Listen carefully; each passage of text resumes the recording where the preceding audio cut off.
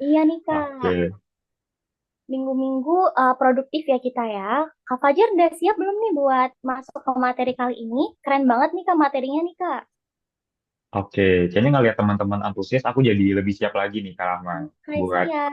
bawain materi hari ini. Hmm. Oke, berhubung Kak Fajar juga udah siap, teman-teman juga udah pada semangat, boleh nih Kak kami persilakan buat Kak Fajar masuk ke materi kita pagi ini. Teman-teman boleh.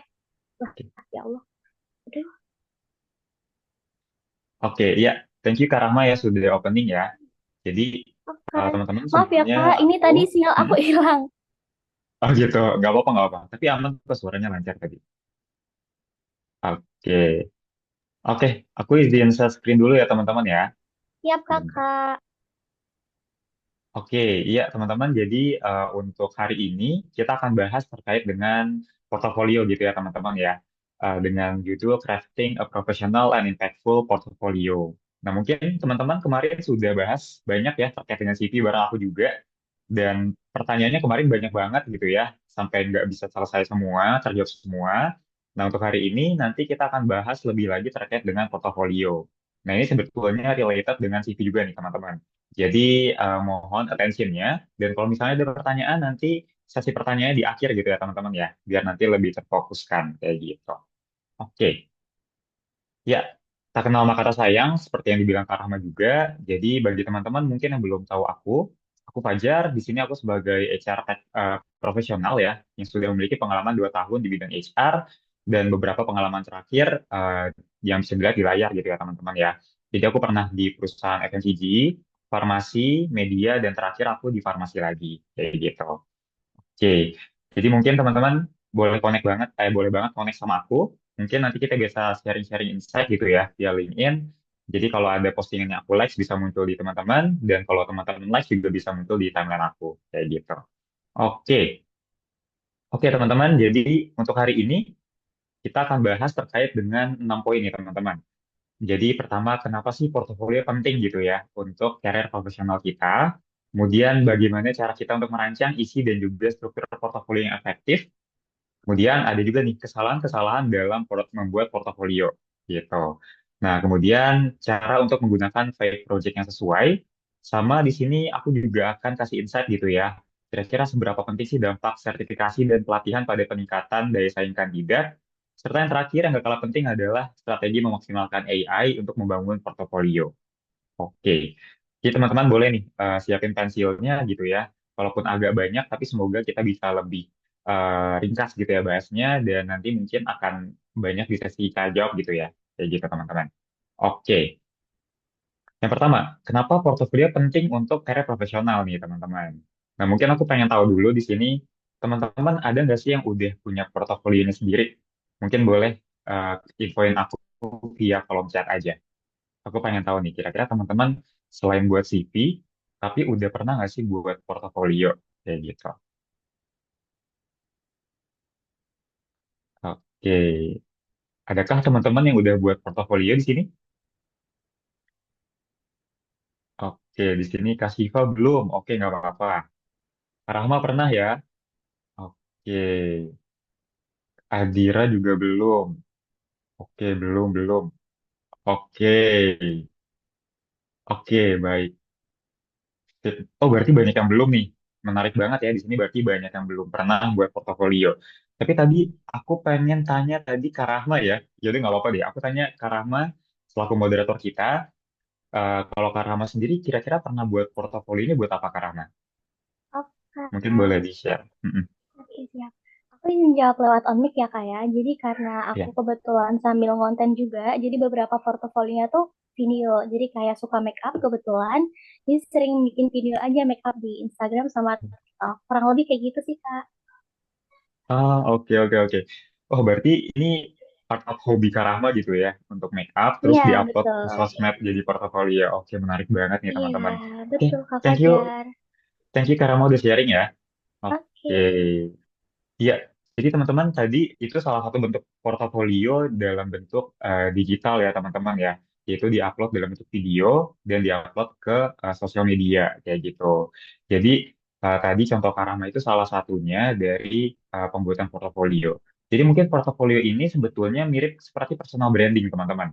Jadi kalau teman-teman misalnya suka upload konten gitu ya di sosmed, kemudian teman-teman mungkin juga aktif di LinkedIn gitu ya untuk upload-upload postingan ataupun sekedar likes-likes aja gitu ya. Itu secara nggak langsung itu adalah portofolio teman-teman.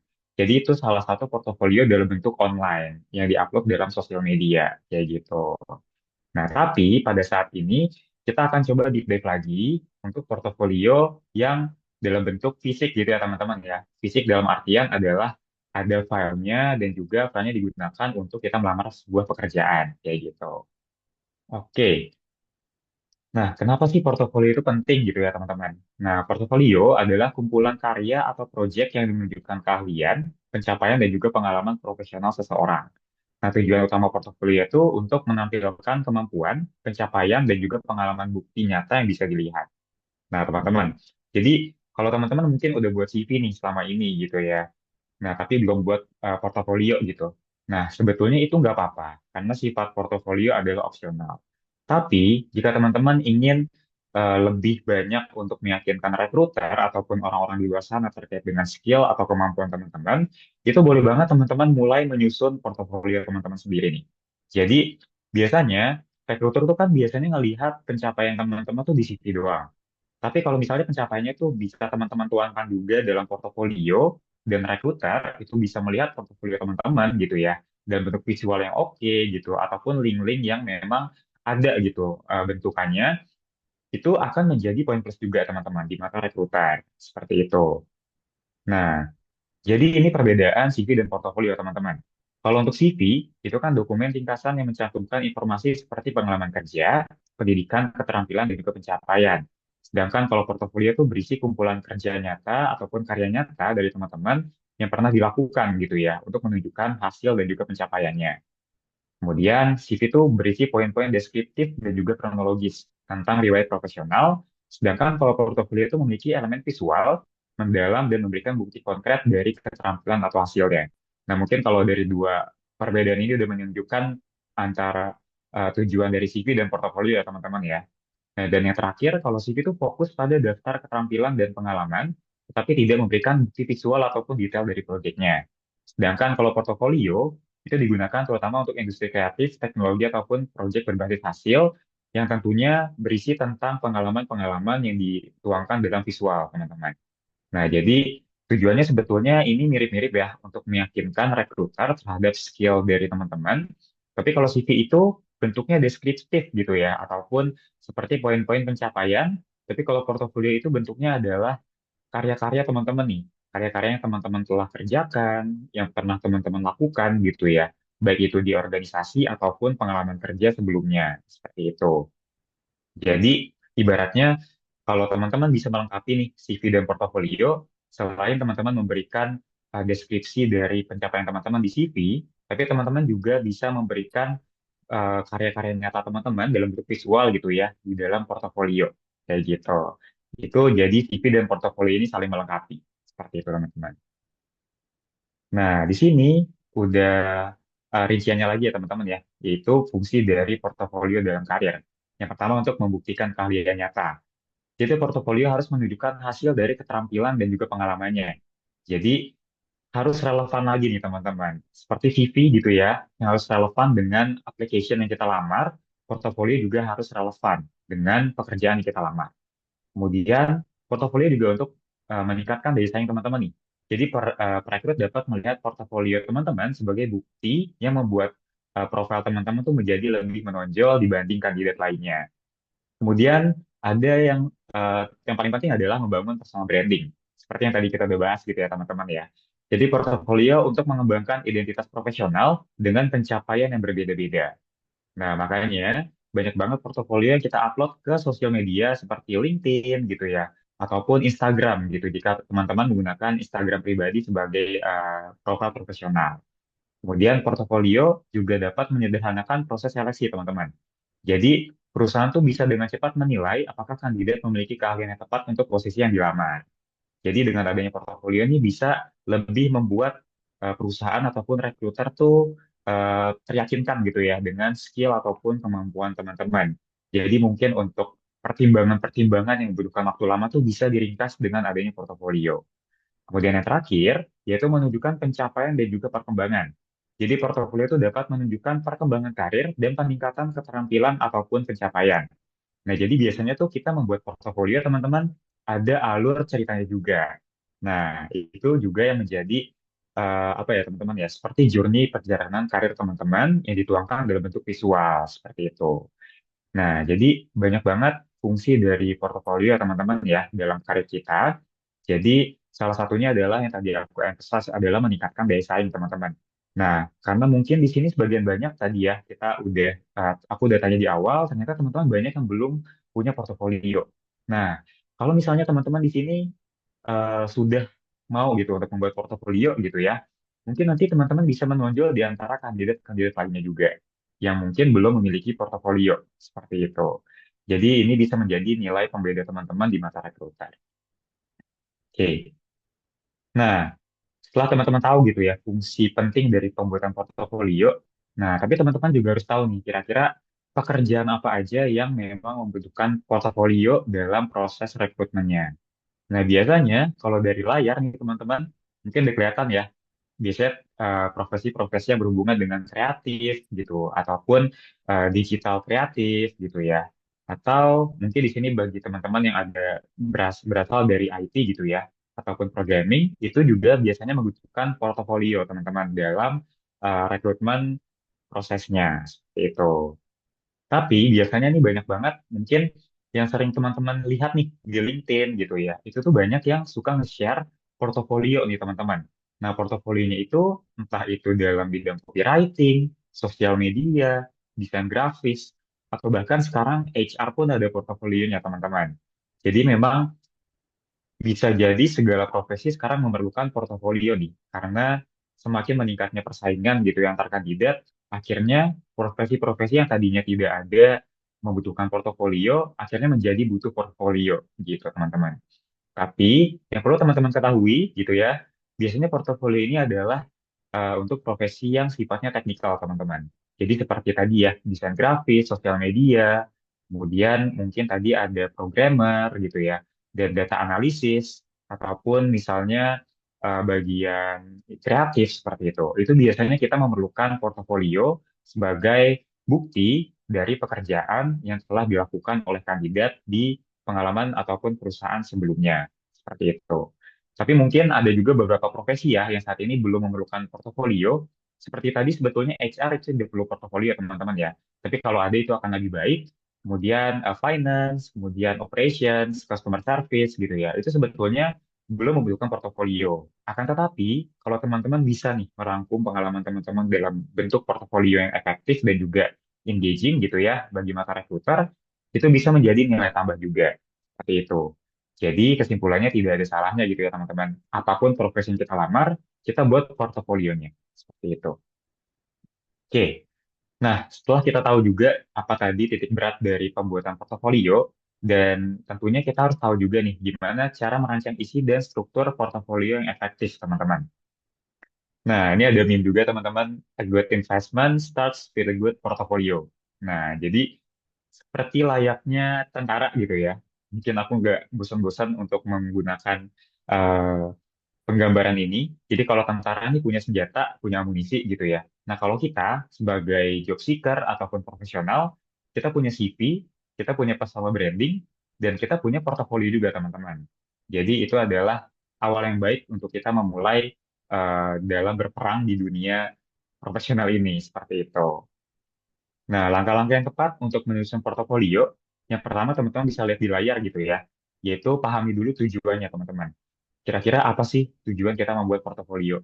Apakah kita membuat portofolio untuk pekerjaan atau portofolio untuk melamar beasiswa? Nah, dari tujuannya aja itu udah berbeda, teman-teman. Jadi tentukan dulu tujuan kita membuat portofolio itu apa. Kemudian, selanjutnya adalah menentukan target audiensnya. Nah, setelah kita tahu nih tujuannya untuk apa, misal untuk melamar pekerjaan.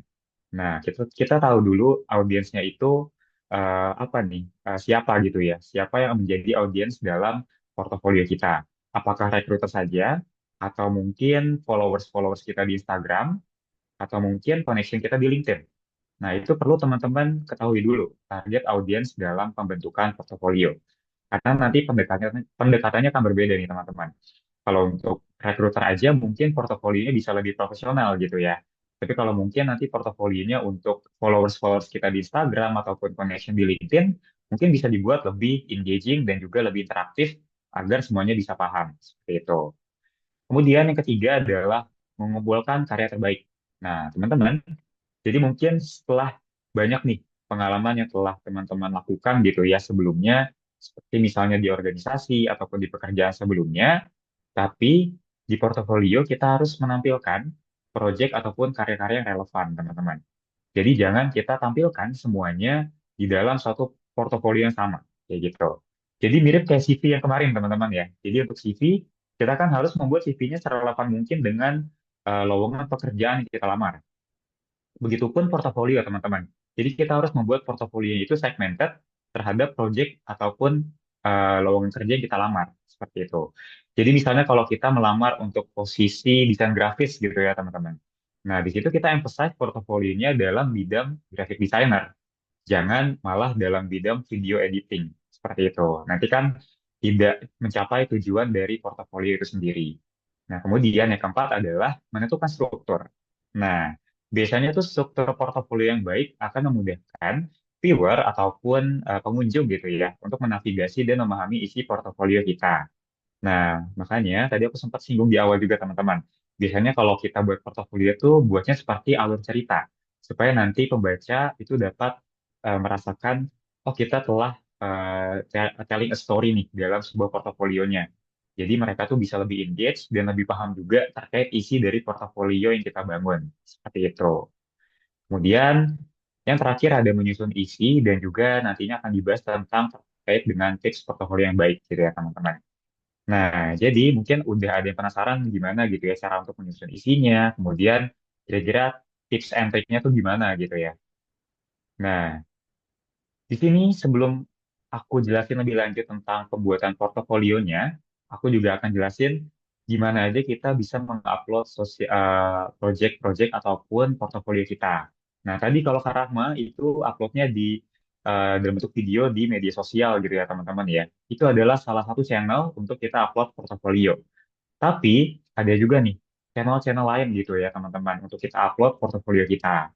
Bisa juga dalam bentuk fisik gitu ya. Jadi teman-teman mungkin bisa dalam mengprint portofolionya ataupun dalam bentuk website. Nah, biasanya nih kalau dalam bentuk website itu portofolio teman-teman dari IT nih. Mereka biasanya membuat website dummy yang isinya tuh kumpulan karya ataupun portofolio-portofolio mereka. Nah, secara nggak langsung, kalau mereka udah buat portofolio via website gitu ya, itu udah mencerminkan kemampuan dia dalam membuat website yang sederhana, seperti itu. Jadi, bisa dibilang recruiter tuh udah mulai tahu nih, oh ternyata dia punya skill dalam membuat website yang sederhana nih. Kemudian di websitenya itu berisi portofolionya. Nah, itu kan salah satu cara untuk kita nih sebagai kandidat membuktikan ya skill kita di mata recruiter, kayak gitu. Kemudian ada juga media online. Nah, di sini biasanya kita memanfaatkan, mungkin kalau teman-teman pernah eh, melihat Linktree gitu ya, ataupun link-link yang apa namanya satu link yang akan menunjuk kita ke link yang banyak linknya gitu. Nah, itu salah satunya adalah bentuk media online seperti itu. Nah, biasanya kalau media online ini banyak digunakan untuk para influencer dalam membentuk portofolionya. Nah, tapi teman-teman juga bisa gunakan nih. Kalau mungkin teman-teman pekerjaannya adalah, let's say, event organizer. Nah, event organizer itu kan perlu banyak banget eh, pembuktian dari kerjaan sebelumnya gitu ya, di klien-klien sebelumnya. Nah, itu teman-teman bisa menggunakan portofolio media online untuk memuat capaian-capaian, misal teman-teman telah berhasil menjadi IO di salah satu pernikahan gitu ya, ataupun di event-event engagement kantor gitu. Itu bisa teman-teman tuangkan di dalam portofolio media online. Seperti itu. Oke. Nah, kemudian teman-teman ini ada kesalahan dalam membuat portofolio. Nah, kesalahan umum yang sering terjadi biasanya itu tidak ada personal brandingnya. Nah, jadi portofolio itu harus mencerminkan kepribadian dan juga gaya dari teman-teman masing-masing. Seperti itu. Kemudian tidak ada call to action. Nah, beritahu pengunjung apa yang ingin dilakukan setelah melihat portofolio.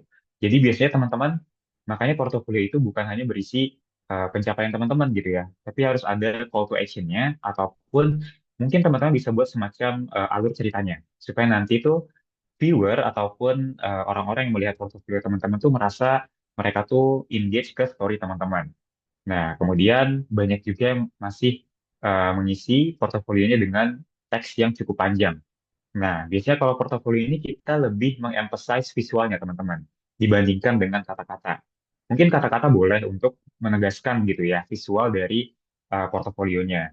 Tapi lebih banyak yang kita tekankan di sini adalah visualnya ataupun bukti-bukti nyata gitu ya dari pekerjaan yang telah kita lakukan dalam bentuk chapter foto. Seperti itu. Kemudian tidak memperbarui portofolio. Nah, jadi portofolio ini kan sifatnya seperti CV, teman-teman. Jadi kita bisa terus update setelah kita mendapatkan sebuah pengalaman baru gitu ya, yang relevan dengan pekerjaan yang dilamar.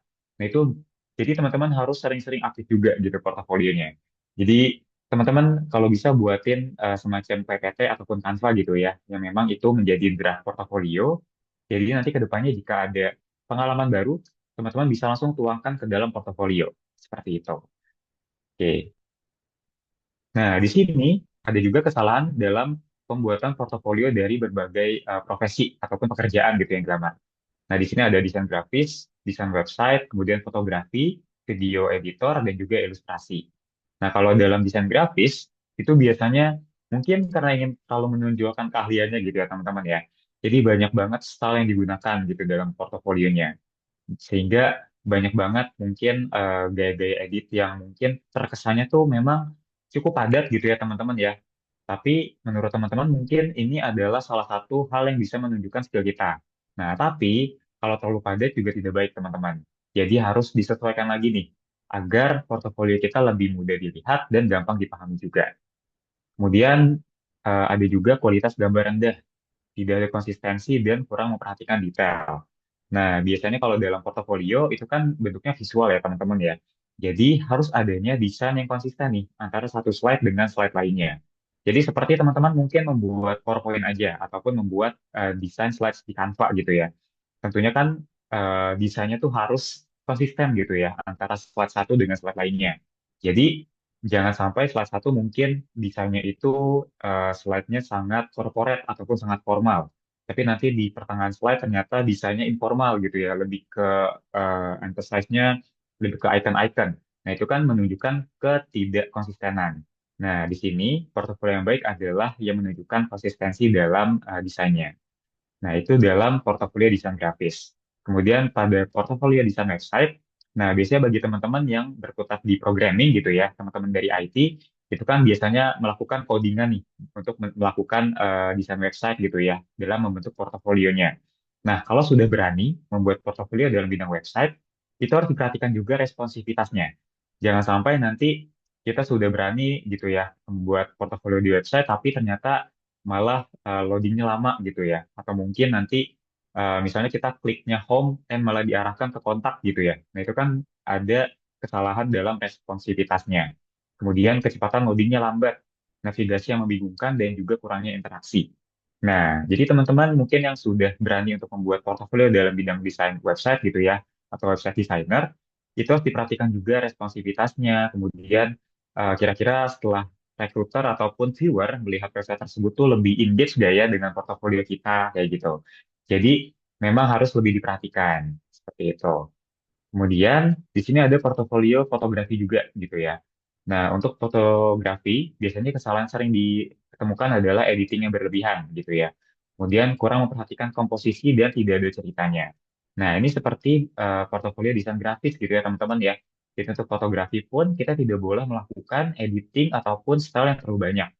Nah, kemudian kita juga perhatikan apakah ada ceritanya atau tidak nih dari portofolio fotografinya dan apakah ada komposisi yang diharapkan dari recruiter ataupun viewer dari portfolio itu sendiri. Kayak gitu, teman-teman.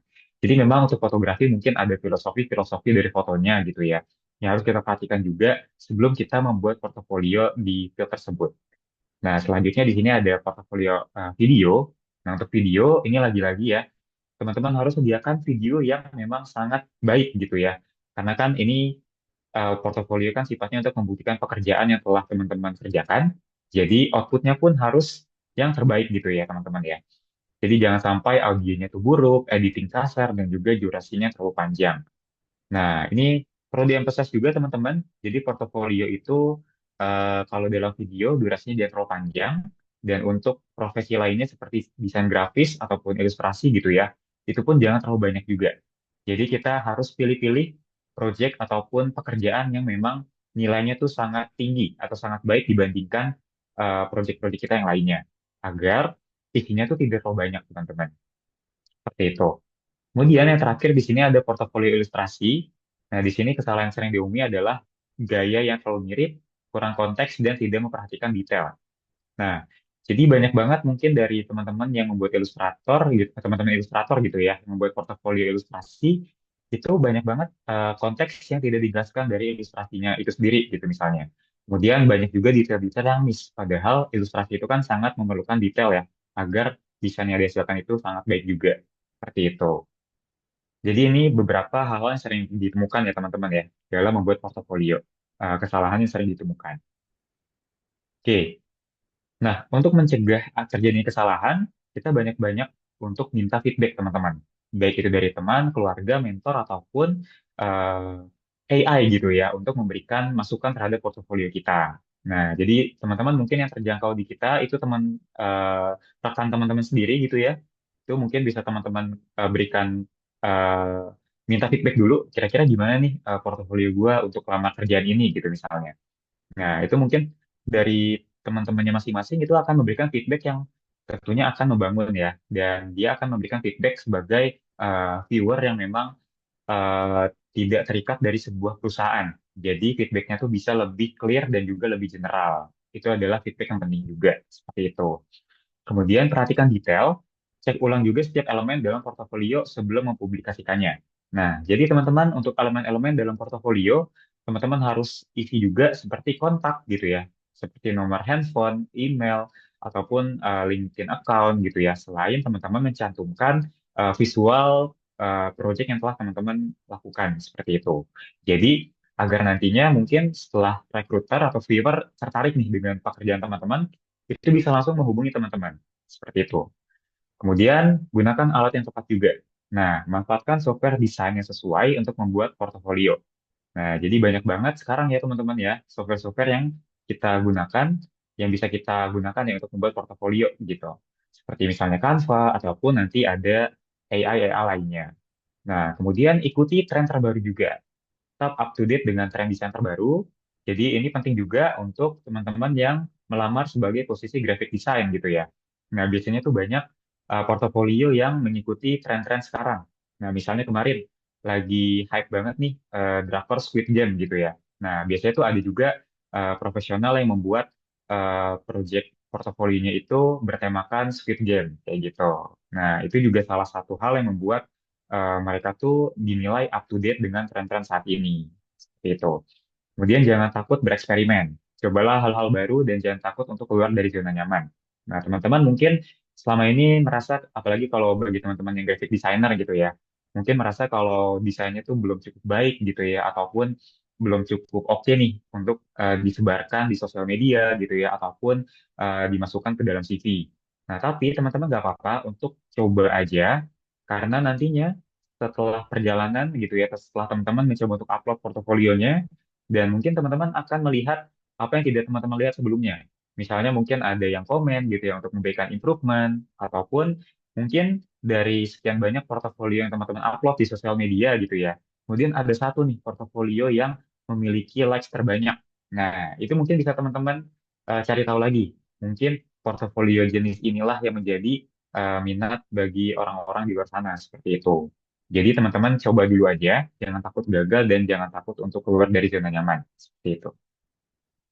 Nah, selanjutnya di sini teman-teman, selain teman-teman udah tahu nih kira-kira apa sih kesalahan yang sering banget dilakukan gitu ya dalam pembuatan portfolio, tapi misalnya teman-teman bingung nih, mungkin teman-teman sekarang adalah fresh graduate ataupun masih kuliah gitu ya, belum punya pengalaman, jadi belum ada nih untuk isi dari portofolionya. Mungkin teman-teman udah kepikiran gitu ya, ingin membuat portofolio seperti apa, tapi malah isinya nggak ada gitu teman-teman. Nah, tapi no worries gitu ya teman-teman, karena di sini sekarang kita bisa menggunakan fake project nih teman-teman, untuk mendukung kita dalam pembuatan portofolio. Nah, fake project itu apa sih? Nah, fake project adalah project yang tidak dilakukan untuk klien nyata atau dalam konteks pekerjaan formal. Nah, project ini tuh dirancang untuk menunjukkan kemampuan teknis, kreatif, dan juga manajerial. Nah, manfaatnya untuk mendemonstrasikan keterampilan, fleksibilitas, kreativitas, dan mengisi celah pengalaman. Kayak gitu. Jadi, fake project ini adalah project yang bisa teman-teman ambil, regardless teman-teman nggak punya pengalaman pekerjaan dimanapun. Nah, mungkin teman-teman selama ini worry ya, karena gimana caranya gue bisa susun portofolio kalau ya saat ini aja gue masih nyari pekerjaan gitu, misalnya kayak gitu. Nah, ini teman-teman bisa melakukan fake project ini untuk mendukung profil teman-teman khususnya di portofolio.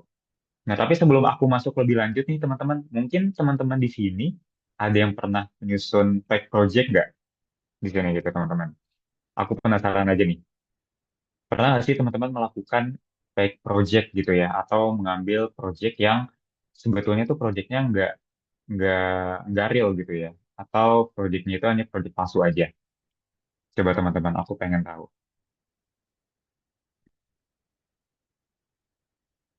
Oke, oke. Ini ada yang belum, terus ada juga yang pernah bikin branding desain, project game. Oke.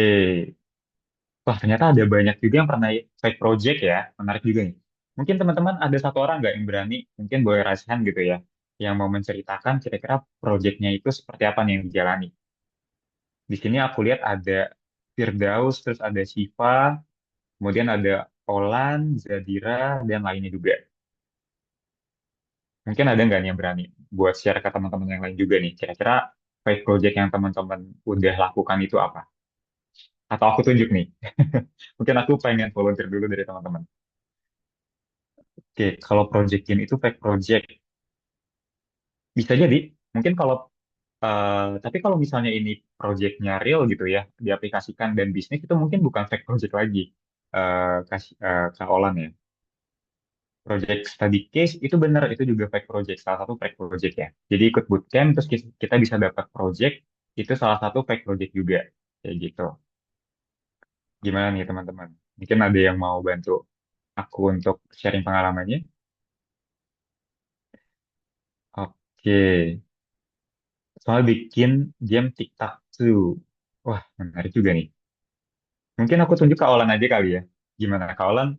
Mungkin apakah possible untuk on mic untuk menceritakan proyeknya?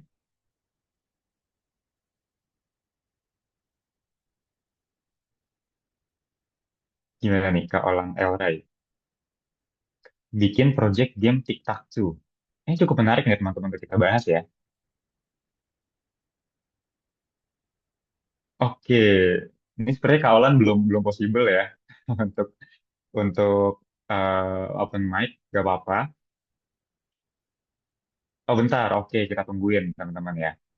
Oke, ya, jadi teman-teman sambil nunggu kaolan ya. Jadi fake project ini bentuknya bisa macam-macam. Bisa jadi tuh project yang mungkin dari teman ke teman gitu ya. Misalnya ada teman nih misalnya mintain desain logo gitu ya.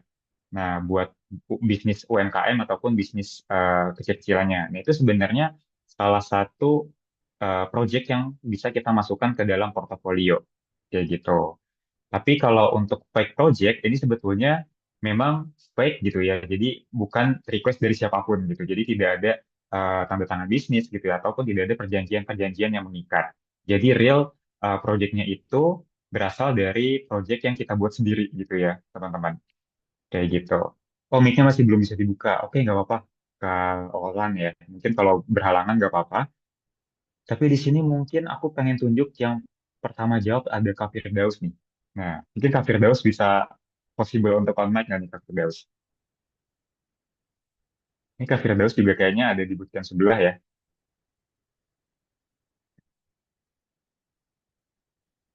Mungkin boleh di-share nih Kak Firdaus kira-kira project yang pernah dijalani itu apa sih fake projectnya gitu. Oh, mic-nya nggak bisa dibuka juga. Oke. Oh, mic-nya not allowed ya? Oh, dari panitia nggak bisa on mic ya dibuatnya. Coba sebentar.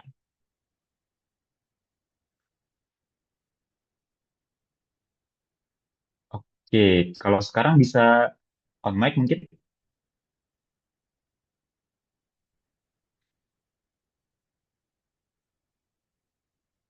Oke, sudah bisa ya? Oke, coba mungkin Kak Olan boleh nih, kalau sudah bisa on mic. Kedengaran suara saya kayak. Iya, kedengeran, kedengeran. Jadi tuh saya eh, sebenarnya iseng-iseng sih Kak, kayak bikin dulu kan eh Mas kan saya sekarang lagi semester 3. Anak pemrograman web itu kan harus belajar kayak HTML, CSS, JavaScript. Nah, dulu tuh saya pernah coba iseng-iseng belajar JavaScript kayak gimana gitu. Sama Java waktu itu. Nah, saya coba pelajarin, saya cobalah bikin game tic-tac-toe gitu Kak. Nah, terus Hmm. saya coba, ya kira berhasil sih Kak. Temen ada gagal-gagalnya aja. Soalnya ada kayak, karena baru kan jadi gagalnya agak lumayan susah sih. Kalau bahasa pemrograman Java lumayan ribet lah gitu Kak. Jadi Oh, oke, oke. coba-coba ya berhasil sih Kak. Satu dua hari lah proyeknya gitu Kak. Oke, keren banget. Ini Kak Olan berarti dari ilmu komputer ya, Iya Kak. jurusannya? Iya, Oke, berarti emang projectnya ini project programming ya, Kak Olan ya? iya, TikTok tuh iya Kak. menggunakan JavaScript tadi ya? Iya. Oke, oke. Thank you Kak Olan udah sharing. Jadi menarik banget teman-teman. Aku kira nih TikTok tuh itu kayak game yang SpongeBob tau gak sih teman-teman yang bermain TikTok tuh gitu ya, atau game board gitu. Soalnya ternyata tuh TikTok nya dalam bentuk IT ataupun programming language gitu ya teman-teman ya. Ini menarik juga. Nah, Kak Olan sebetulnya tadi keren banget ya, udah bisa mengerjakan packing project itu, pack project seperti itu ya pembuatan TikTok tuh itu bisa banget dicantumkan ke dalam portofolio. Apalagi tadi ada rentang harinya ya, yaitu 2 hari. Nah, itu bisa juga nanti dicantumkan di portofolio online. Jadi bisa dicantumkan kayak misalnya hasil dari TikTok-nya outputnya seperti apa, sama nanti kalau bisanya programming itu ada back-end-nya juga kan ya, kode-kodenya itu bahasa pemrogramannya juga, misal tadi pakai JavaScript ya, itu bisa dimasukkan juga ke dalam portofolionya. Seperti itu. Jadi ada bukti nyata nih, kalau Kak Olan tuh udah bisa menggunakan programming language JavaScript gitu ya, dan berhasil membuat game TikTok dalam waktu 2 hari. Nah, itu salah satu insight banget bagi para recruiter ataupun para user yang melihat portofolionya. Kayak gitu. Nah, tapi mungkin satu lagi kali ya, tadi dari Firdaus nih. Tadi mungkin Firdaus udah bisa on mic. Mungkin boleh nih Firdaus di-share kira-kira project apa sih yang pernah Firdaus lakukan gitu. Halo Kak, suaraku masuk Kak. Halo. Masuk, masuk. Izin off cam ya Kak, untuk biar jaringannya kuat. Oke, siap. Nggak apa-apa. Jadi aku kemarin itu di bootcamp Kak, bootcamp Microsoft Mhm. Office. Itu dapat Oke. fake project, itu dikasih dikasih data penjualan dari perusahaan fiktif. Nah itu perusahaannya Oke. bidang FMCG, jualannya itu sampo. Nah kita tuh Nah, itu pihak projectnya itu nganalisis data, performa brandnya itu gimana, terus bikin saran marketing dari data itu, sama analisis data investasinya. Cuman kemarin aku Oke. kendalanya itu waktu di Fact Project itu yang analisis investasi itu agak agak bingung sih Kak sebenarnya. Cuman yang sisanya Oke. ya lancar Oke. gitu Kak. Oke, thank you Firdaus udah sharing ya. Wah, ini kebetulan aku juga di bootcamp sebelah ya. Dan kebetulan Firdaus juga tektokan projectnya sama aku nih teman-teman. Nah, jadi bener banget. Tadi Firdaus itu salah satu pack project ya, yang dari bootcamp Microsoft Office di SmartPath. Nah, tadi kan juga di sini ada dari Kanabila Virus ya. Itu juga melakukan pack project study dari bootcamp juga. Nah, itu juga bisa dibilang adalah pack project nih teman-teman. Dan itu bisa kita gunakan juga untuk portofolio kita. Nah, tadi seperti yang udah Firdaus bilang, itu adalah salah satu contoh nyata dari tech project nih. Jadi perusahaannya itu fiktif gitu ya. Kemudian tugas-tugasnya juga sebetulnya fiktif gitu ya. Seperti menganalisis brand performa siap brandnya, kemudian analisis finansial kayak gitu. Itu sebetulnya tidak ada request dari orang ketiga ataupun klien ataupun serikat dari sebuah perusahaan. Tapi itu kan dari bootcamp gitu ya. Which is bootcamp adalah memang sarana untuk belajar. Nah, tapi karena adanya project tersebut yang bisa kita gunakan, kita sebut sebagai fake project, itu bisa menjadi salah satu pembuktian kita juga kalau kita tuh pernah mengerjakan case-case tersebut. Kayak gitu. Jadi kita bisa menganalisis performa brand gitu ya. Kemudian kita juga menggunakan Excel untuk menganalisis finansialnya, let's say. Nah, itu salah satu bentuk bahwa kita bisa nih untuk menggunakan Microsoft Office, misalnya Excel, Word, ataupun PowerPoint. Nah, itu akan menjadi poin plus juga kita di mata rekruter, karena kita telah mengerjakan fake project tadi, yang telah mendukung skill yang, ataupun kemampuan yang telah kita miliki. Kayak gitu. Jadi buat teman-teman mungkin yang selama ini dapat project-project dari bootcamp gitu ya, nah itu bisa banget teman-teman manfaatkan dengan baik. Karena itu bisa menjadi nilai jual teman-teman apabila teman-teman belum punya pengalaman profesional. Kayak gitu. Itu akan menjadi apa ya, mengisi gap teman-teman lah dari segi experience. Kayak gitu. Thank you tadi ya untuk Kak Olan dan Firdaus ya yang udah sharing pengalamannya. Jadi buat teman-teman yang lain semoga jadi mulai kepikiran ya, kira-kira apa nih yang bisa dijadiin project-project untuk portfolio kayak gitu. Oke, nah jadi teman-teman lanjut ya untuk fake project tadi. Jadi ciri-ciri fake project adalah relevansi teman-teman. Jadi fake project harus relevan dengan industri atau pekerjaan yang dituju atau yang dilamar. Kemudian realistis, dan proyek fiktif ini juga harus meniru skenario atau tantangan nyata yang mungkin dihadapi dalam dunia kerja. Kayak gitu. Tadi kayak misalnya contohnya Firdaus ya. Nah, itu kan banyak banget tuh, misalnya kita menganalisis performa setiap merek gitu ya, dari merek-merek sampo, itu sebetulnya dilakukan juga di perusahaan sekarang, teman-teman. Itu adalah mungkin day-to-day activity ya, dari seorang sales operation gitu ya, ataupun data analis dalam meniru ataupun membuat analisis dari sebuah brandnya seperti itu. Kemudian detail dan juga proses. Jadi selain menampilkan hasil akhir, deskripsikan juga proses yang telah teman-teman lalui. Seperti tadi metode, alat, dan juga teknik yang digunakan. Dan profesionalitas, meskipun proyek tersebut fiktif gitu ya, pastikan ada eksekusinya, visualisasi, dan juga dokumentasi disajikan dengan tingkat profesionalisme yang tinggi. Nah, kayak tadi misalnya detail dan proses dari Kak Olan nih. Nah, Kak Olan kan tadi udah pakai JavaScript, kemudian melakukan programming selama 2 hari gitu ya. Dan nanti hasilnya adalah game tic-tac-toe. Nah, itu bisa teman-teman jelaskan dengan detail juga alurnya dan juga prosesnya. Kita menggunakan apa gitu ya, toolsnya, kemudian berapa lama gitu ya. Sama nanti di akhir kita cantumkan capture atau mungkin link gitu ya dari project yang telah kita kerjakan kayak gitu. Tapi tetap profesional teman-teman. Jadi walaupun fiktif, tapi projectnya juga harus terkesan profesional agar itu menjadi valuable insight juga bagi recruiter ya. Jadi recruiter juga menilainya, oh projectnya baik nih, projectnya tuh ibaratnya daging nih. Jadi walaupun belum punya pengalaman, tapi orang tersebut atau kandidat tersebut tuh ternyata sudah pernah mengerjakan project yang setingkat pengalaman bekerja seperti itu. Oke, nah selanjutnya langkah-langkah untuk membuat fake project nih teman-teman. Jadi identifikasi dulu pertama teman-teman keterampilan yang ingin diperlihatkan gitu ya. Jadi misalnya kita ingin mengemphasize ataupun memperlihatkan keterampilan apa nih? Misalnya kalau dalam sosmed mungkin kita ingin memperlihatkan penampilan social media planning gitu ya. Seperti kita membuat content schedule misalnya. Atau mungkin kalau dalam desain grafis kita ingin menampilkan keterampilan dalam satu tools desain, misalnya Adobe gitu ya. Nah, itu bisa teman-teman identifikasi dulu, kira-kira apa sih skill yang ingin kita perlihatkan. Kemudian yang kedua adalah tentukan topik ataupun masalah yang relevan. Dan yang ketiga, rancangan studi kasusnya apa. Kemudian yang keempat, gunakan alat yang sesuai. Kemudian dokumentasikan proses dengan detail. Dan yang terakhir yang paling penting adalah presentasi visual yang kuat juga. Nah, jadi teman-teman tentuin dulu ya tadi ingin memperlihatkan keterampilan apa. Jadi memang sebetulnya aku sangat menyarankan juga pembuatan portofolio ini seperti CV teman-teman. Jadi kita membuat satu portofolio untuk satu bidang pekerjaan. Nah, nggak harus banyak, nggak harus spesifik gitu ya. Misal dalam bidang kreatif itu kan ada banyak, ada desain grafis, ada misalnya ilustrator gitu ya, atau mungkin ada juga desain logo, desain kaos gitu misalnya. Itu mungkin sangat detail gitu ya kalau teman-teman membuat satu portofolio untuk setiap satu jenis pekerjaan.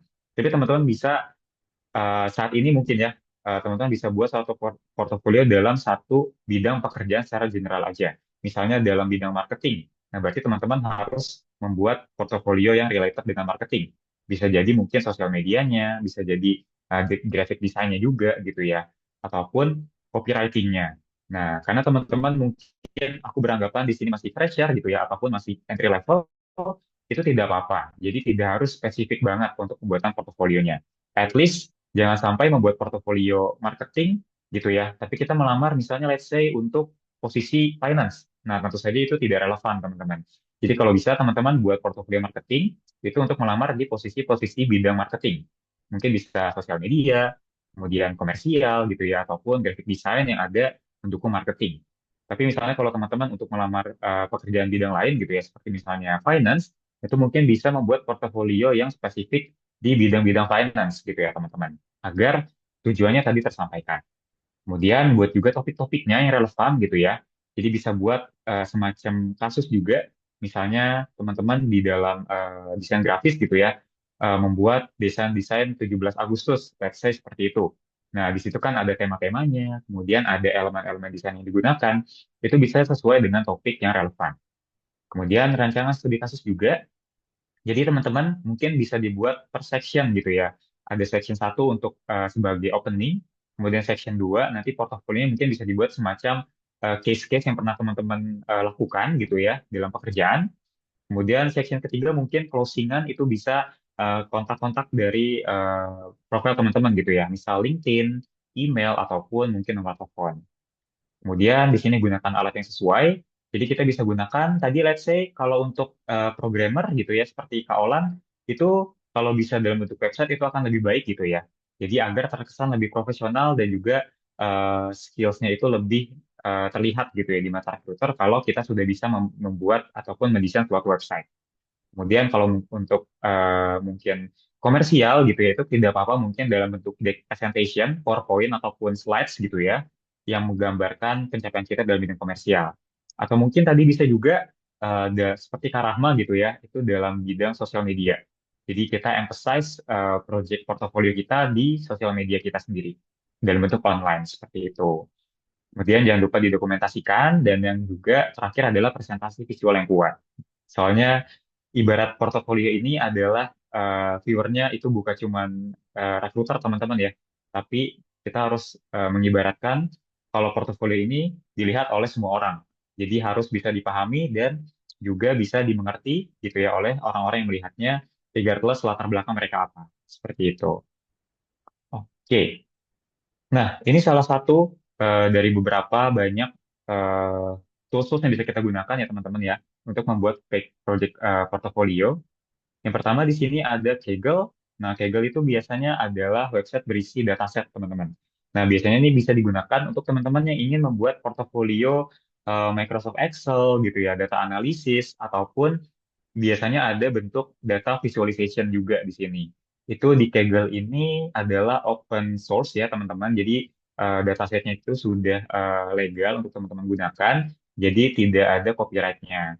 Kemudian lain-lainnya di sini ada BriefUp, Factlines.com, Project Pro, kemudian ada Desiresize dan juga UI UX. Nah, mungkin di sana, di luar sana masih banyak banget website ataupun tools-tools dalam membuat fake project skenario. Mungkin bisa teman-teman explore lagi gitu ya. Tapi mungkin untuk getting started, teman-teman bisa coba-coba dulu nih yang ada di layar gitu ya. Dan kalau teman-teman misalnya sebagai data analyst gitu ya, yang ingin berkarir di data analyst, itu aku sangat merekomendasikan juga di Kaggle, karena di sini banyak banget dataset yang bisa digunakan gitu, teman-teman. Selanjutnya mungkin kalau untuk teman-teman yang di bidang desain gitu ya, bisa di designer size, itu bisa juga apa ya namanya, membuat project yang promnya itu elemen-elemen desain seperti itu, teman-teman. Sebetulnya aku belum pernah coba nih desainer size gitu ya teman-teman ya. Karena sebetulnya aku belum punya skill di bidang desain juga. Tapi kalau teman-teman di sini mungkin tertarik untuk berkarya di bidang desain, itu bisa coba. Seperti itu. Oke. Nah, kemudian teman-teman ada dampak sertifikasi dan pelatihan pada peningkatan daya saing kandidat. Nah, mungkin tadi teman-teman banyak banget proyek yang didapatkan dari bootcamp gitu ya, kayak tadi Firdaus, kemudian tadi Siva gitu ya, ataupun teman-teman yang lain. Nah, itu adalah salah satu keunggulan jika teman-teman mengikuti bootcamp. Jadi ada project spike-nya juga. Tapi selain itu teman-teman juga mendapat sertifikasinya juga, kayak gitu. Jadi selain teman-teman mendapatkan paid project, tapi teman-teman juga bisa mendapatkan sertifikasinya yang dapat mendukung profil profesional teman-teman. Nah, di sini ada beberapa efek ataupun dampak sertifikasi ya dalam pelatihan dan pelatihan dalam proses rekrutmen. Nah, yang pertama itu untuk mengatasi sistem ATS atau Applicant Tracking System ya, teman-teman yang kita bicarakan kemarin. Jadi, sertifikasi itu dapat terkait langsung dengan kata kunci yang dicari oleh ATS. Nah, jadi misalnya teman-teman punya sertifikasi dalam bidang data analytics. Nah, itu kan biasanya teman-teman cantumkan tuh ke dalam CV gitu ya. Certified data analyst profesional, let's say seperti itu. Nah, nanti di ATS juga akan terbaca nih, oh ternyata kandidat ini punya sertifikasi di bidang data analyst dengan mencantumkan kata kunci tadi gitu. Jadi bisa langsung masuk ke dalam sistem ATS. Kemudian kredibilitas tambahan juga. Nah, sertifikasi itu adalah bukti bahwa kandidat telah menguasai keterampilan tertentu kayak gitu. Jadi misalnya Firdaus tadi mengikuti bootcamp Microsoft Office gitu ya di SmartPad. Nah, itu kan nanti akan muncul sertifikatnya nih setelah Firdaus lulus dari bootcamp tersebut. Nah, sertifikatnya itu bisa kita gunakan sebagai eh, data penunjang di CV gitu ya, untuk menunjang kredibilitas dari skill Microsoft Office dari Firdaus tadi, kayak gitu. Kemudian daya saing lebih tinggi, jadi kandidat yang memiliki sertifikat akan cenderung lebih diutamakan dalam seleksi akhir. Nah, ini biasanya teman-teman dalam kasus di lapangan gitu ya, sebagai rekruter biasanya melihat nih pertimbangan-pertimbangan jika ada dua kandidat yang mungkin skillnya sama nih, atau nilai akhirnya itu sama gitu. Misal mereka tuh sama-sama oke. Nah, tapi ada poin penting lagi yang kita lihat adalah sertifikasinya. Itu poin nomor 3 gitu ya teman-teman ya. Setelah tadi satu pengalaman gitu ya, kemudian yang kedua adalah relevansi skill atau potensi, dan yang ketiga adalah sertifikasi, teman-teman. Ini aku bisa bilang kayak gini, karena biasanya bagi kandidat yang punya sertifikat gitu ya, ataupun telah mengikuti sertifikasi, itu mereka cenderung orangnya lebih suka belajar gitu ya terhadap memang bidang yang mereka tekuni. Kemudian mereka juga berhasil komitmen gitu ya teman-teman untuk menyelesaikan course ataupun bootcamp tersebut hingga akhir. Sehingga kita bisa melihat ada sertifikatnya seperti itu. Nah, itu akan menjadi eh, apa namanya nilai utama juga jika misalnya teman-teman punya saingan yang sama gitu ya. Tapi saingan tersebut mungkin nggak punya sertifikasi, tapi kalau teman-teman punya, itu akan lebih diutamakan seperti itu. Kemudian yang keempat di sini pelatihan itu mencerminkan adaptabilitas dan adaptabilitas juga mencerminkan seorang learners atau seorang pembelajar, teman-teman. Jadi biasanya kalau misalnya kandidat yang punya banyak sekali sertifikasi gitu ya, itu kita melihatnya, oh ternyata kandidat ini nih punya nilai juang yang tinggi nih, ataupun daya juang untuk belajar yang tinggi. Jadi nantinya kalau misalnya kita tempatkan di posisi ini untuk belajar lagi gitu ya, itu pasti akan belajarnya dengan cepat. Nah, mungkin itu secara permukaannya seperti itu ya teman-teman ya. Kalau teman-teman punya sertifikasi, kita menganggap teman-teman sebagai orang yang mudah belajar dan juga adaptabilitasnya tinggi. Seperti itu. Oke. Kemudian di sini juga kenapa sih sertifikasi jadi pertimbangan gitu ya? Nah, yang pertama tuh ada tuntutan industri. Jadi banyak banget industri yang memiliki sertifikasi adalah sebuah keharusan gitu ya, terutama di bidang teknologi, keuangan, dan juga manajemen project. Kemudian ada juga persyaratan soft skill nih teman-teman. Jadi sertifikasi tidak hanya tentang hard skill aja, tapi sekarang banyak juga sertifikasi yang tentang misalnya public speaking gitu ya teman-teman. Atau mungkin ada communication gitu, atau mungkin sekarang tuh banyak banget mungkin sertifikasi di bidang emotional intelligence gitu ya teman-teman. Itu kan secara nggak langsung bukan hard skill teman-teman, tapi banyak juga perusahaan yang mempertimbangkan kalau misalnya kandidat ini punya sertifikasi soft skill tadi gitu ya, oh ternyata mereka tuh tidak hanya mengedepankan hard skill aja ataupun technicalities dari sebuah profesi, tapi mereka juga melihat soft skill-nya apa nih yang penting gitu. Jadi itu menjadi nilai jual teman-teman juga, ataupun nilai pembeda daripada kandidat yang lain. Seperti itu. Nah, yang terakhir teman-teman, di sini ada gimana caranya untuk memaksimalkan AI dalam membangun portofolio. Nah, jadi teman-teman, sekali lagi aku sangat bersyukur ya kita bisa hidup di zaman AI gitu ya. Jadi sangat mempermudah pekerjaan kita, terutama dalam melamar pekerjaan juga gitu ya. Jadi AI dalam pembuatan portofolio itu digunakan untuk mengotomatiskan gitu ya teman-teman, dan juga menyarankan berbagai aspek dari proses penyusunan portofolio, seperti misalnya konten, elemen desain, dan juga pemilihan proyeknya. Nah, kemudian manfaat penggunaan AI itu ada untuk efisiensi, teman-teman, dapat mempercepat proses pembuatan portofolio gitu ya. Seperti misalnya memberikan rekomendasi desain, menjalankan konten yang relevan, dan juga mengoreksi teks secara otomatis. Kemudian dari segi kualitas, AI juga bisa nih membantu kita dalam meningkatkan kualitas visual dan juga teksnya, serta memastikan bahwa portofolio itu tidak hanya estetik, tapi juga sesuai dengan industri dan juga perekrut seperti itu.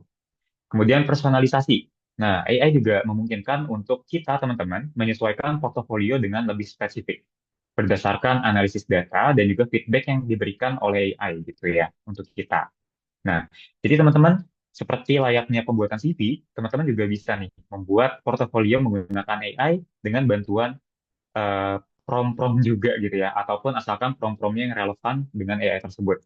Nah, di sini juga ada contoh prompt-prompt dalam eh, untuk menyusun portofolio menggunakan AI. Nah, ini bisa teman-teman lihat di layar ya. Jadi yang pertama nih untuk pembuatan konten portofolio nih, prompt-nya bisa teman-teman lihat di tabel pertama. Di sini untuk misalnya buatkan deskripsi untuk project tertentu gitu ya. Fokuskan pada tujuannya apa. Misalnya pengembangan aplikasi website.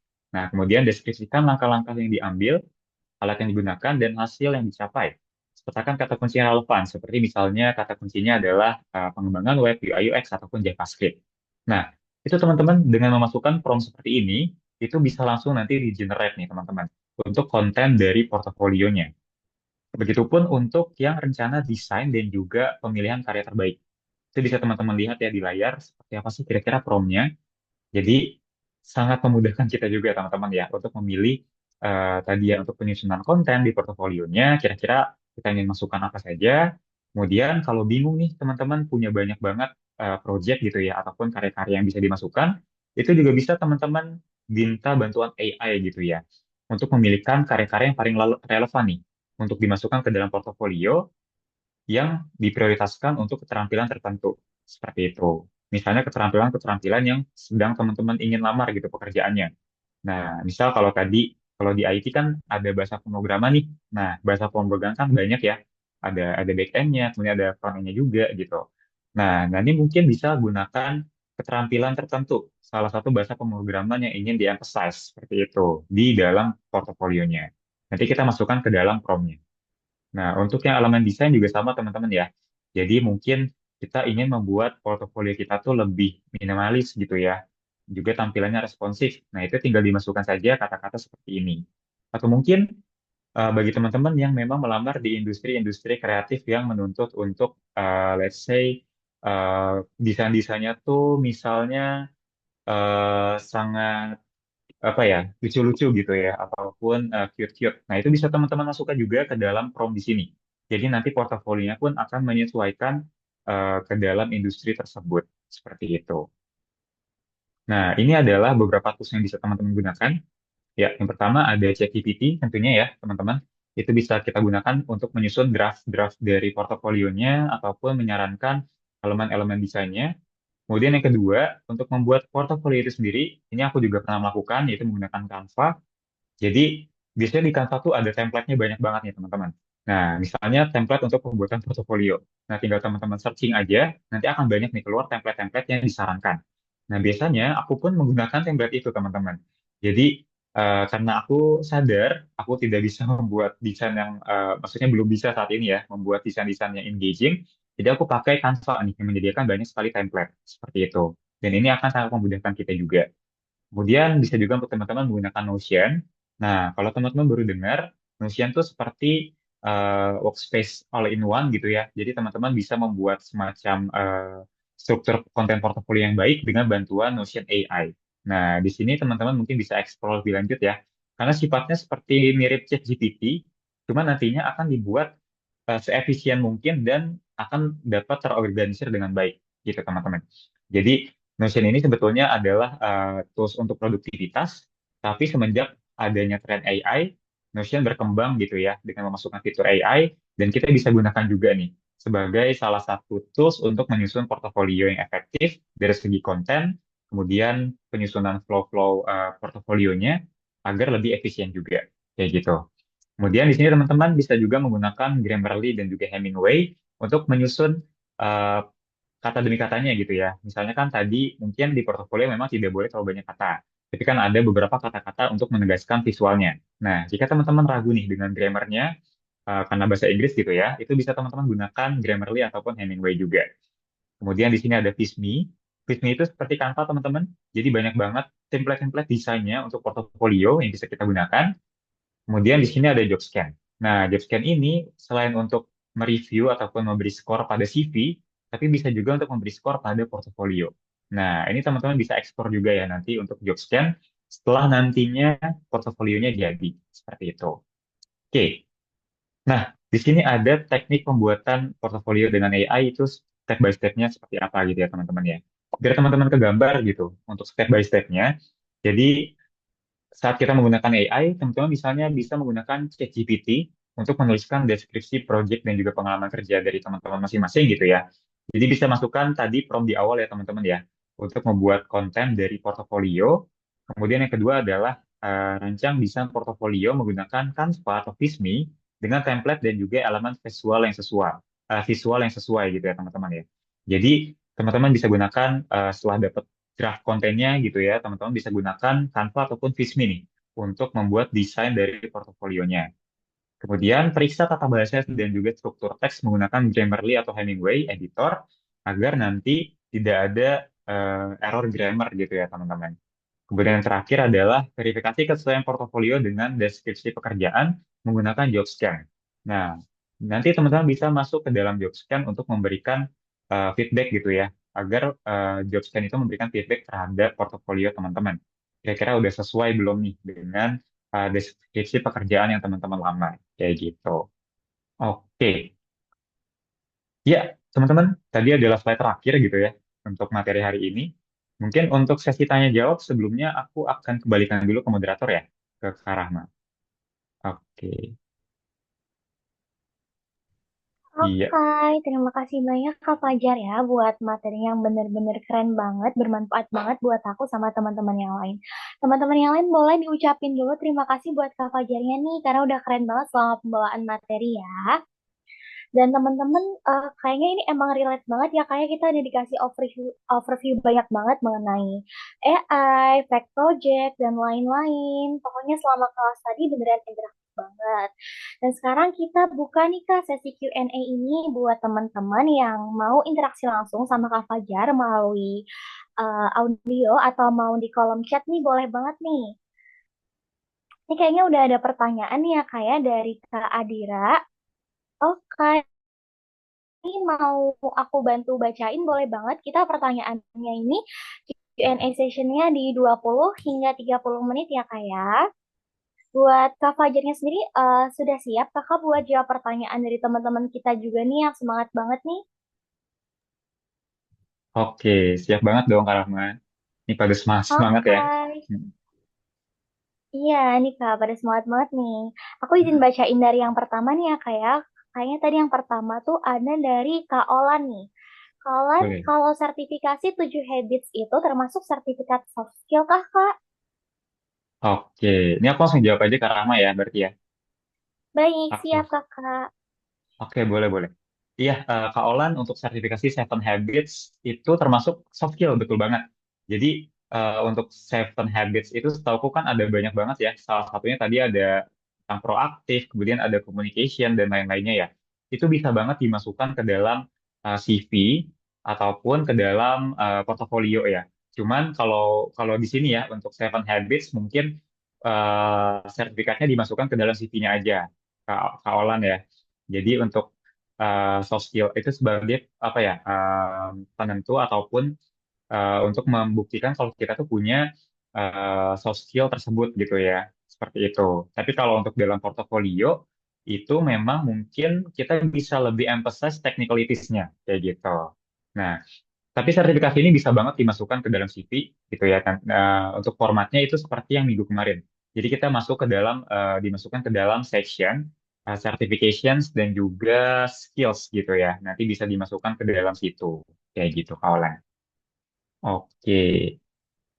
Untuk selanjutnya di sini mungkin aku take over ya Kak Rama ya. Aku baca langsung dari kolom Baik chat aja nggak apa-apa. Kakak, Nah, siap. oke. Ya. Oke, selanjutnya di sini aku lihat ada banyak ya. Selanjutnya dari Kak Adira nih. Kak Adira, kalau belum punya skill teknis dan pengalaman mengerjakan proyek, apakah tetap bisa membuat portofolio?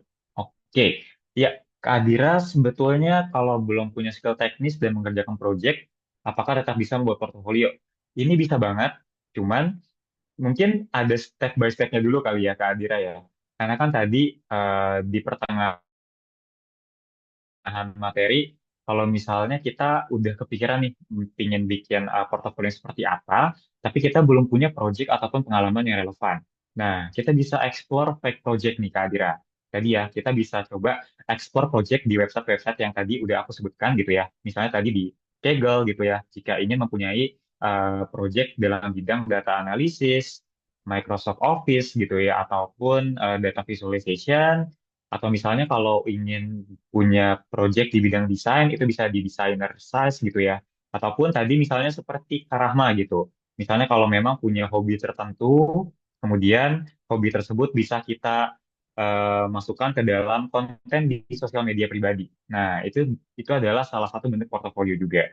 Jadi bisa banget mungkin kalau belum punya skill teknis, aku yakin di sini semuanya bukan tidak punya ya, tapi belum punya karena semuanya bisa belajar dan semuanya tuh bisa kita pelajari dan kita bisa perlahan-lahan tuh membangun project kita sendiri kayak gitu ibaratnya. Jadi mungkin bisa start small dulu, tentukan dulu nih tujuannya apa ke Adira ya untuk membuat proyeknya itu project buat apa.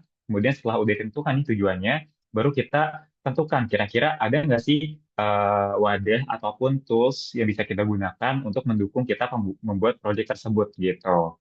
Apakah tadi via paid project gitu ya, seperti yang di layar nih, menggunakan Kaggle, Packlion, kemudian designer size, atau mungkin tujuannya adalah membuat hobi menjadi portofolio gitu. Misalnya, oke, misal Kak Adira misalnya punya hobi, misalnya modif motor gitu ya misalnya. Nah itu bisa juga mungkin kita kontenin gitu ya di sosial media, itu kan secara nggak langsung jadi sosial media branding gitu ya, atau personal branding yang secara langsung itu adalah portofolio juga. Tapi kalau emang udah ngincer, misalnya ingin melamar di job-job tertentu, nah itu bisa diarahkan lagi. Kita ingin membuat portofolionya itu lebih spesifik di pekerjaan yang kita incar, seperti itu. Jadi tentukan dulu tujuannya, baru tentukan alat-alat untuk membuat portofolionya, seperti itu. Oke, selanjutnya di sini ada Zadira Keiza. Untuk portofolio, apakah ada poin-poin yang benar-benar harus ditonjolkan? Dan penilaian akan portofolio untuk recruiter, apakah memungkinkan terjadinya bias? Oke. Nah, untuk poin-poin yang benar-benar harus ditonjolkan, itu sebetulnya yang pertama adalah dagingnya atau core dari portofolio adalah proven karya kita ya, Kak Zadira ya. Jadi memang itu core-nya adalah hasil pekerjaan kita ataupun capaian-capaian kita dalam bentuk visual. Seperti itu. Itu adalah poin yang harus dicantumkan. Nah, tapi di samping itu kita juga harus kalau bisa ya, kalau bisa ada alur ceritanya agar pembaca ataupun viewer itu lebih engage gitu ya untuk baca portofolio kita itu akan lebih baik juga. Seperti itu. Dan yang terakhir tentunya adalah kontak pribadi kita ya, seperti tadi email, nomor handphone, dan juga mungkin alamat LinkedIn gitu, agar nanti viewer yang membaca portofolio kita tuh bisa langsung menghubungi kita jika tertarik kayak gitu. Jadi pertama tadi ya poinnya adalah hasil karya kita gitu ya, kemudian kontak dan juga kalau bisa ada alur ceritanya. Dan untuk penilaian portofolionya tuh apakah memungkinkan terjadinya bias? Untuk bias itu sebetulnya karena penilaian portofolio ya sebetulnya in the end akan oleh recruiter, which is recruiter adalah manusia juga gitu ya. Pasti ada bias-bias tertentu nih Kak Zadira gitu ya. Tapi di sini disclaimer dulu, setiap perusahaan tuh pasti ada aturan-aturan ataupun regulasinya tertentu kayak gitu. Jadi mungkin nanti misalnya nih, let's say Kak Zadira ingin punya portofolio melamar di profesi ataupun agensi gitu ya, industri agensi. Nah, biasanya itu mereka akan punya tetapan ataupun standar-standar portofolio sendiri ini dari kandidat-kandidat yang melamar. Oh, mungkin portofolionya itu lebih di-emphasize mungkin dari segi desainnya gitu, atau dari segi karya-karyanya yang berhubungan dengan desain yang memang dicari oleh agensi tersebut gitu. Itu memang menjadi tetapan dari industri tersebut gitu. Dan itu mungkin bisa mengurangi bias yang terjadi saat kita melamar di sebuah perusahaan. Tapi sekali lagi bias itu pasti ada ya, karena yang melihat portofolio kita adalah orang lain. Dan orang kan sangat subjektif juga. Jadi mungkin ada recruiter A, mungkin dia lebih suka portofolio A gitu. Tapi dengan adanya policy tadi yang sesuai dengan industri itu bisa meminimalisir adanya bias. Seperti itu ya, Kak Zadira ya. Oke, selanjutnya di sini mungkin kita utamakan yang raise hand dulu ya, teman-teman ya. Di sini ada Pasca Yuda nih. Mungkin boleh out mic Pasca Yuda. Oke, baik Kak. Terima kasih atas kesempatan yang telah diberikan. Oh ya, saya sebelumnya Hmm, saya izin memperkenalkan diri dulu Kak. Perkenalkan nama saya Muhammad Paskayuda. Saya dari Psikologi UNI angkatan 2023. Nah, saya izin oke. bertanya ke atas materi yang telah diberikan oleh Kakak tadi. Nah, untuk pembuatan portofolio itu kan misalnya kayak gitu sesuai format yang telah disebutkan oleh dari Mas Pajar tadi. Nah, biasanya itu kan Ya, dari portofolio maupun dari CV itu biasanya setiap perusahaan pasti memiliki persyaratan-persyaratan tertentu gitu. Misalnya kayak kita mempunyai pengalaman pekerjaan atau misal mempunyai pengalaman organisasi gitu. Nah, kalau misalnya dari saya sendiri pertanyaannya kalau misalnya kayak persyaratan pengalaman kerja itu apakah bisa diganti gitu guys dengan pengalaman organisasi ataupun komunitas yang pernah saya ikutin di kuliah untuk dimasukkan ke dalam sebuah portofolio maupun CV. Mungkin itu Kak pertanyaan dari saya. Terima kasih. oke. Iya, menarik banget ya, Kak Pasca ya. Oke, sebelumnya Kak Pasca tadi kalau boleh tahu nih kira-kira relevan experience-nya tuh di bidang apa nih? Apakah desain, copywriting, atau mungkin apa nih? Tadi kan psikologi UNI ya. Mungkin boleh di-share biar aku ada gambaran juga. Hmm, Oke, kalau dari Kak Paskah sendiri, yaitu memang mempunyai pengalaman di organisasi, yaitu kemarin pernah ikut BEM juga. Nah, jadi saya tuh tertarik di Oke, bidang kayak tentang kepemimpinan gitu. Mungkin saya kan lebih tertarik oke, ke sebuah HRD gitu, Mas. Saya menjadi seorang Human oke. Resource Development. Itu kan kalau di Ah, UNY sendiri, itu biasanya ketentuannya S1 tuh udah bisa. Tapi katanya hmm. stucknya tuh hanya bisa jadi asisten psikolog gitu kan, atau jadi asisten HRD gitu. Nah, Oh, sedangkan oke. apa ya, kayak mungkin pengalaman-pengalaman yang saya miliki itu selain di bidang kepemimpinan, saya juga suka di bidang kayak minat bakat atau mungkin lebih ke kayak tentang HR juga mas atau bagian-bagian humas-humas gitu saya yang Oke, ngurus administrasi gitu. Mungkin itu mas kalau dari saya. oke. Ya. Oke, oke. Thank you sharingnya ya. Jadi menarik banget teman-teman ya. Jadi kalau boleh aku jawab tadi terkait dengan proyeknya dari organisasi, terutama BEM, itu bisa banget dicantumin ya. Karena kan tadi tujuan dari Pasca kan tadi ingin mengemphasize leadership skill-nya ya. Karena di HR memang honestly, di HR itu memang kita lebih emphasize soft skill-nya. Jadi kalau ingin membuat portofolio, itu boleh banget untuk HR itu di soft skill-nya, kayak gitu. Tapi ada juga beberapa teknikal lainnya, seperti misalnya kalau rekrutmen, atau misalnya bidang-bidang lain ya, functional HR lain. Cuma sebagai fresher, menurutku tadi nggak apa-apa Pasca ya, untuk memasukkan pengalaman organisasi dalam bidang leadership. Tadi misalnya kalau kamu di BEM, itu pernah ada program kerja apa aja nih? Nah, keterlibatan kamu di program kerja itu apa? Apakah sebagai ketua pelaksananya, atau mungkin sekretaris, atau tadi misalnya humas gitu ya. Nah, itu bisa banget dicantumkan di portofolionya, misal program kerjanya disebutkan aja apa, ceritain dikit program kerjanya tuh tujuannya apa, dan target partisipannya siapa. Nah, itu boleh di-emphasize dikit, sama nanti bisa dimasukin kalau misalnya let's say kamu di bidang ketua pelaksananya. Nah, kamu kan berarti handle kayak keseluruhan acara nih, mulai dari mengadakan event-eventnya gitu ya, mengadakan program apa saja nih dijalankan di acara tersebut, kemudian rundown-nya, kemudian misalnya tadi menghubungi misalnya stakeholders, kayak misalnya speaker, ataupun menghubungi pihak-pihak terkait kayak gitu ya. Itu bisa kamu masukin di dalam portofolio yang kamu buat kayak gitu. Karena kan tadi kamu ingin nge-emphasize sisi leadership-nya. Nah, tapi kalau boleh aku saran, nanti kamu coba kerucutin lagi nih. Misalnya dari leadership itu apa yang ingin kamu emphasize lagi? Apakah managing people-nya, apakah project manajemennya, apakah public speaking atau communication, atau mungkin dari segi managing konflik gitu ya. Nah, itu bisa kamu coba ekspor lagi. Soalnya kalau leadership aja itu masih sangat luas, karena turunan dari leadership itu banyak. Nah, tapi kalau misalnya kamu masih general aja nih, nggak apa-apa kamu masukin semuanya, tapi di dalam satu payung leadership tadi. Kayak gitu sih. Tapi saran dari aku memang bisa diekspor lagi supaya nanti portofolio kamu tuh lebih daging dan bisa lebih berbeda dibanding kandidat lainnya. Kayak gitu mungkin ya Pasca ya. Baik, Gimana? terima kasih Mas. Selamat. Oke, sip. Iya. Oke, teman-teman lanjut ya ke pertanyaan di chat lagi. Jadi tadi sampai pertanyaannya, sorry ya,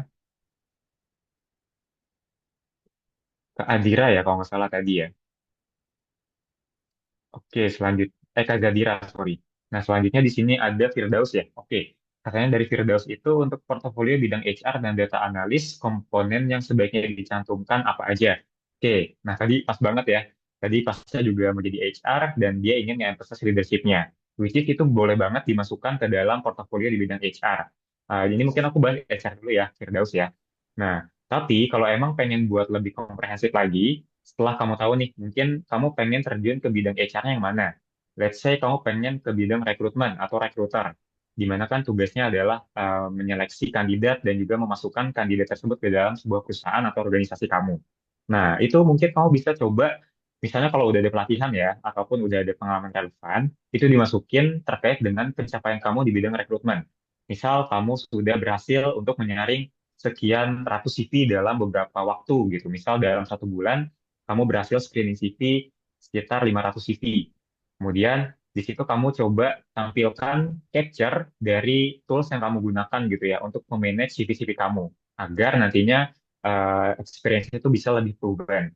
Kemudian misalnya ada juga bidang HR lain misalnya engagement ataupun culture activity gitu ya. Karena kan di HR nih kita juga ada divisi terkait dengan engagement.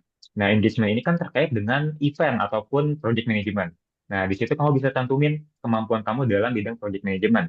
Misalnya di situ kamu bisa cantumin gimana cara kamu buat timeline untuk sebuah project gitu ya. Kemudian gimana cara kamu untuk nge-explore engagement activity gitu ya, yang ternyata sudah proven untuk meningkatkan retention dari karyawan ataupun happiness dari karyawan di sebuah perusahaan ataupun organisasi gitu ya. Misalnya kalau organisasi itu biasanya ada makrab, malam keakraban, atau mungkin event kayak games-games activity gitu ya. Itu bisa kamu masukin juga ke dalam portofolio jika kamu pengen menjadi seorang engagement spesialis gitu ya, HR engagement. Nah, kalau bidang data analis, nah kalau data analis ini lebih hard skill atau lebih technical kalau aku boleh bilang ya. Jadi bisa di-emphasize bidang-bidang spesifik, misal tools-tools yang digunakan sebagai data analyst. Let's say kalau paling basicnya adalah Microsoft Excel. Nah, Firdaus bisa nih masukin project-project dalam seputar bidang data analis ya. Itu misalnya project-project bootcamp kemarin nih, Microsoft Office dalam untuk menganalisis sebuah brand sampo ataupun FMCG gitu ya. Itu bisa dibuat sedemikian rupa ya deck-nya, visualnya agar ada alurnya, kemudian bisa dimengerti juga nih. Kira-kira output dari project tersebut itu apa? Apakah untuk membuat strategi pemasaran kah? Apakah untuk membuat misalnya menentukan brand mana yang paling oke kah? Itu bisa kamu cantumin di konteksnya dalam pembuatan portofolio data analis. Tapi yang paling penting adalah flow juga metode yang kamu gunakan. Kayak misalnya tools apa yang digunakan untuk menganalisis sebuah datanya, misal Excel, atau mungkin kamu sekarang pakai Power BI, atau udah explore misalnya Python gitu ya, programming language, itu bisa juga dimasukkan ke dalam portofolionya. Kayak gitu. Tapi dengan menchapterkan bukti dari portofolio tersebut gitu ya. Bisa dalam bentuk screen capture ataupun link-link tertentu. Kayak gitu, Firdaus. Oke. Terus selanjutnya di sini ada juga pertanyaan dari Kak Richard ya. Saya sudah membuat banyak pet projects dan juga portofolio. Nah, apakah sebaiknya saya menggunakan project yang terbaik atau beberapa project yang dibuat? Oke. Nah, ini menarik banget nih teman-teman. Misalnya udah banyak banget project ataupun pengalaman ya dalam sebelum kita membuat portofolio, terus kita bingung nih, kita ingin masukkan yang mana. Nah, pertama-tama tadi stepnya adalah, aku coba balik ke slide ini ya teman-teman ya. Nah, pertama, teman-teman harus tentukan dulu nih tujuannya. Pahami dulu tujuan kita membuat portofolio itu buat apa. Sama, apakah kita ingin melamar pekerjaan ataupun memang portofolio pribadi aja, kayak gitu. Nah, kalau emang untuk misalnya tadi Kak Richard ya, untuk membuat melamar pekerjaan gitu ya, oke, berarti portofolionya itu harus dibuat sedemikian rupa agar profesional dan bisa engage di mata rekruter. Nah, kemudian target audiensnya berarti kan tadi HR gitu ya, ataupun recruiter. Seperti itu. Nah, kemudian yang ketiga nih. Nah, ini relate ke pertanyaannya. Apakah menggunakan semua karyanya atau mengumpulkan karya yang terbaik saja? Nah, jadi untuk Kak Richard ya, jadi setelah menentukan tujuan gitu ya, ataupun menentukan kira-kira posisi apa sih yang pengen kita lamar, nah itu kan dari situ sebetulnya sudah kefilter nih. Kira-kira project apa saja yang memang cocok buat kita daftar, buat kita masukkan dan kita untuk mempermudah ataupun memperkuat proses kita di posisi tersebut gitu ya, agar kita menjadi kandidat yang baik untuk posisi tersebut. Nah, misal kayak tadi misal Kak Richard pengen daftar di posisi data analyst, let's say gitu ya. Nah, mungkin Kak Richard selama ini punya project di bidang sama data analyst punya, kemudian desain grafis punya, kemudian sosial media marketing juga ada gitu ya. Nah, tapi kita pilih kalau kita daftar untuk posisi data analyst, tentunya kita masukin project data analyst aja. Untuk project desain itu nggak perlu dimasukkan kayak gitu. Kemudian apakah menggunakan project yang terbaik atau beberapa project yang dibuat. Nah, misalnya kalau case-nya misal project data analysnya banyak nih. Nah, yang bisa kita masukkan tentu yang pertama yang terbaik. Nah, yang paling baik yang harus kita masukkan karena itu menjadi poin plus kita dan kita maksudnya kita pede dengan project yang kita jalankan tersebut kayak gitu. Nah, untuk project-project lainnya yang bisa dimasukkan yang memang relevan. Misal tadi project data analyst, plus tadi mungkin itu bisa mendukung eh, proses rekrutmen kita juga, kayak gitu.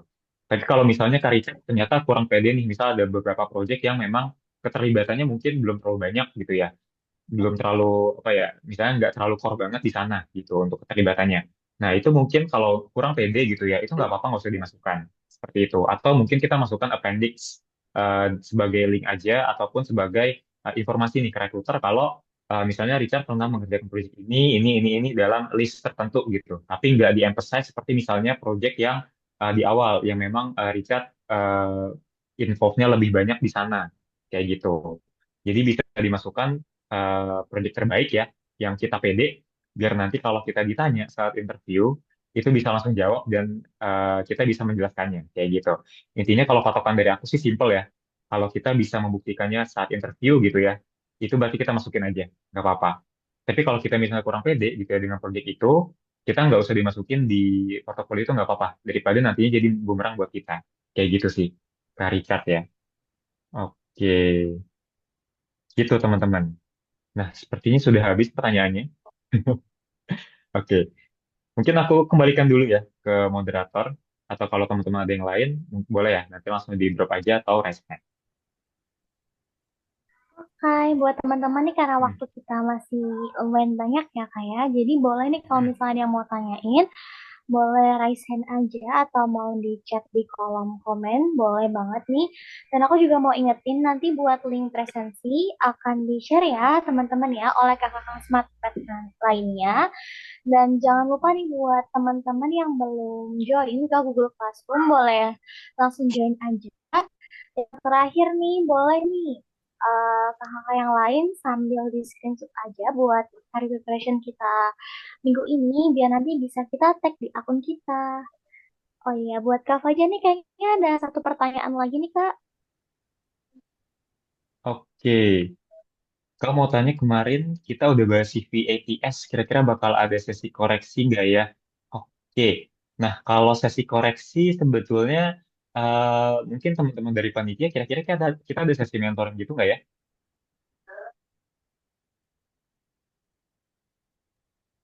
Nanti kemungkinan Hmm, bakalan di infoin ya Kak ya. Cuman kalau buat Kak oke. preparation ini, kita adanya Hmm, di tiap minggu buat Kak Rahma Safira. oke, iya. Oke. Jadi mungkin kalau ingin membuat apa namanya sesi koreksi gitu ya, biasanya tuh kalau dari tim ada sesi mentoring gitu ya. Mungkin nanti akan panitia infokan lagi ke depannya apakah akan ada sesi mentoring per kelompok atau one on one atau tidak gitu. Tapi kalau dari aku pribadi sih sebetulnya aku bisa untuk mengoreksi CV. Mungkin kita bisa connect di LinkedIn ya, karena Mas Safira ya. Nanti kamu boleh DM ke aku. Nanti boleh nih, nanti aku kirimin CV-nya. Terus aku coba review sedikit-sedikit gitu ya, sesuai dengan CV-nya Kak Rahma. Seperti itu. Oke, gitu. Ya, Kak Fajar, terima kasih. Jadi buat teman-teman yang mau Oke. connect langsung sama Kak Fajar di LinkedIn atau misal mau mutualan di Instagram ini juga boleh banget nih karena Kak Fajar sendiri udah open gitu ya buat sesi koreksi kita kali ini. Yes, betul. Oke, Nanti connect sama aku di LinkedIn aja ya teman-teman ya. Hmm. siap Kak. Nanti aku juga bakalan connect juga. Oke, oke. Siap Kak. Oke. Ini aku izin dulu karena belum ada pertanyaan lagi ya kayak sepertinya. Jadi mungkin Hmm. pertanyaan dari Kak Richard tadi jadi pertanyaan terakhir buat sesi kita minggu ini. Dan teman-teman juga boleh nih diucapin terima kasih sekali lagi nih buat Kak Fajar sebelum Kak Fajar nanti mau kasih closing statement nih Kak. Kira-kira ada closing statement nggak nih dari Kak Fajar buat minggu ini? Boleh Kak Oke, dipersilakan? oke, sip. Kalau gitu, ya thank you juga teman-teman ya sebelumnya sudah menyimak dengan antusias karena senang banget tadi teman-teman responsif dan pertanyaan cukup banyak juga gitu ya. Hopefully sih semoga materi hari ini bisa membantu teman-teman ya dalam proses career journey teman-teman ke depannya. Nah, mungkin kalau dari aku closing statement terakhir, ini sesuai dengan meme yang ada di layar gitu ya teman-teman ya. Jadi a good investment starts with a good portfolio.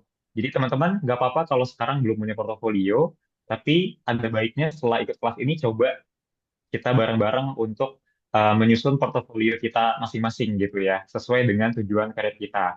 Karena portofolio itu nggak cuma dalam bentuk slides ataupun deck presentation, tapi portofolio itu bisa juga dalam bentuk branding kita di sosial media gitu ya. Kalau untuk profesional mungkin di LinkedIn, atau mungkin teman-teman ada yang punya hobi gitu ya, itu nggak apa-apa. Teman-teman bisa cantumkan personal branding portofolionya di akun Instagram teman-teman masing-masing. Karena sebetulnya kesempatan itu kita datang di tempat yang tidak terduga-duga teman-teman. Jadi bisa jadi mungkin di Instagram gitu ya, followers teman-teman, mutualan teman-teman tuh ngeliat postingan teman-teman yang seperti ini nih, misal hobi teman-teman menekuni hobi, misal let's say hobi lari gitu ya, sekarang kan lagi hype banget. Itu nggak apa-apa teman-teman bisa jadikan itu portofolio teman-teman juga. Nah, siapa tahu dari hobi lari itu teman-teman mutualan sama sesama komunitas lari. Nah, di komunitas lari itu teman-teman dapat koneksi juga. Nah, itu kan start with a portfolio juga teman-teman. Dari personal branding teman-teman yang suka lari, akhirnya gabung komunitas dan dapat relasi juga. Nah, dari relasi itu mungkin teman-teman bisa dapat juga kesempatan buat dapat pekerjaan gitu ya, who knows gitu kan. Jadi itu adalah salah satu bentuk investment kita untuk kedepannya juga, kayak gitu. Jadi aku sangat nge-encourage teman-teman bisa start small dulu, gak usah malu gitu ya, gak usah merasa belum cukup baik, karena semuanya akan berawal dari tidak cukup baik dulu, agar kita menjadi baik, seperti itu. Mungkin itu aja dari aku ya, Kak Rahman. Thank you teman-teman semuanya. Baik, sama-sama Kak Fajar. Hmm. Keren banget tadi ya closing statement-nya. Pokoknya kita harus investasi dari hal-hal kecil. Oke, karena Kak Fajar juga udah kasih closing statement, sekarang teman-teman aku izin buat minta tolong ke teman-teman nih buat di on cam dulu, digunakan virtual background-nya ya. Buat teman-teman yang nggak memungkinkan buat on cam nggak apa-apa, karena kita nih nggak afdol kalau nggak ada sesi dokumentasi. Jadi nanti kita bakalan dibantu sama operator kita hari ini Kak Arel, dan mungkin aku bakalan izin bantu ya. Kita nanti ada dua tag juga. Mungkin tag pertama bisa formal dan tag kedua gaya bebas. Oke, teman-teman udah siap semua nih. Ada Kak Firdaus, Kak Richard, Kak Marcel, Kak Konita, dan lain-lain. Boleh nih Kak Arel minta tolong bantuannya ya. Kita izin buka dokumentasi dulu. Oke, buat tag pertama. Satu, dua, tiga.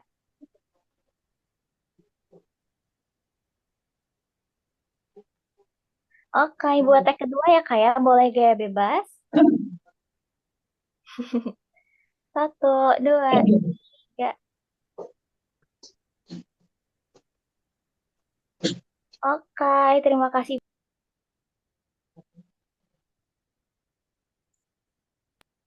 Makasih banyak ya Kak Rel. Nah teman-teman kita nggak kerasa nih kita udah ada di penghujung acara. Mungkin buat teman-teman kita mohon maaf nih ya kalau misal masih banyak kekurangan dari acara awal hingga akhir ini. Dan aku juga mau ingetin buat teman-teman sekali lagi supaya bisa isi presentasi yang bakalan dikirim sama Kakak Smartpad. Jangan lupa buat yang belum join Google Classroom boleh langsung join aja di deskripsi. Bisa tag akun kita ya di @smartpad.id dan nanti kita bakalan repost nih. Sebelumnya aku makasih banyak ya buat Kak Fajar selaku mentor kita yang keren banget hari ini dan teman-teman juga ya udah produktif banget di minggu pagi ini yang biasanya rebahan mungkin santai-santai atau apa, tapi kita udah ikut kelas yang keren banget nih. Makasih banyak ya Kak Fajar ya, semangat selalu buat teman-teman juga. Nah buat teman-teman nih, misal ada aktivitas lainnya, boleh kami izin persilahkan teman-teman dan Kak Fajar buat aktivitas selanjutnya nih. Kayak gitu, terima kasih banyak teman-teman dan Kak Fajar. Oke, thank you semuanya. Sama-sama, Selamat happy Kak. weekend ya. Oke. Oke.